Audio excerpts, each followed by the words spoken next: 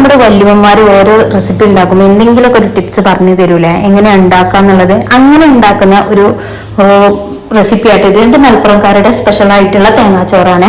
അപ്പൊ അതിന് ഞാൻ 2 കപ്പ് അരി എടുത്തിട്ടുണ്ട്. അതിലേക്ക് കുറച്ച് അത് നന്നായി കഴുകി വൃത്തിയാക്കിയതിനു ശേഷം അതിലേക്ക് കുറച്ച് ഉലുവയും വലിയ ജീരകവും കൂടി ഇട്ടിട്ടുണ്ട്. പിന്നെ ആവശ്യത്തിന് തേങ്ങയും ചെറിയ ഉള്ളിയും കൂടി ഇട്ടിട്ടുണ്ട് കേട്ടോ. അപ്പൊ ഇതിലേക്ക് എനിക്ക് പറഞ്ഞു തന്നിട്ടുള്ള ടിപ്സ് എന്താ ചോദിച്ചാൽ വെള്ളം ചേർക്കുമ്പോഴുള്ളതാണ്.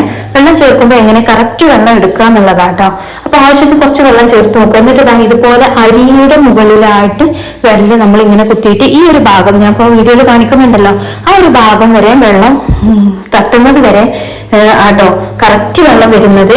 കറക്റ്റ് ഈ ഒരു തേങ്ങാച്ചോറിന് വേണ്ടിയിട്ടുള്ള വെള്ളമാവുന്നത്. പിന്നെ അത്യാവശ്യത്തിന് മഞ്ഞപ്പൊടിയും അതുപോലെ ആവശ്യത്തിനുള്ള ഉപ്പും ചേർത്തിട്ട് വേവിച്ചെടുക്കുന്നുണ്ട് കേട്ടോ. ഇടയ്ക്കിടയ്ക്ക് നമ്മൾ ഇളക്കി കൊടുക്കണേ, അത് പ്രത്യേകം മറക്കരുത്. അപ്പൊ നല്ല നല്ല വെന്ത് വന്നിട്ടുള്ള നല്ല ചോറ് ഇവിടെ റെഡി ആയിട്ട്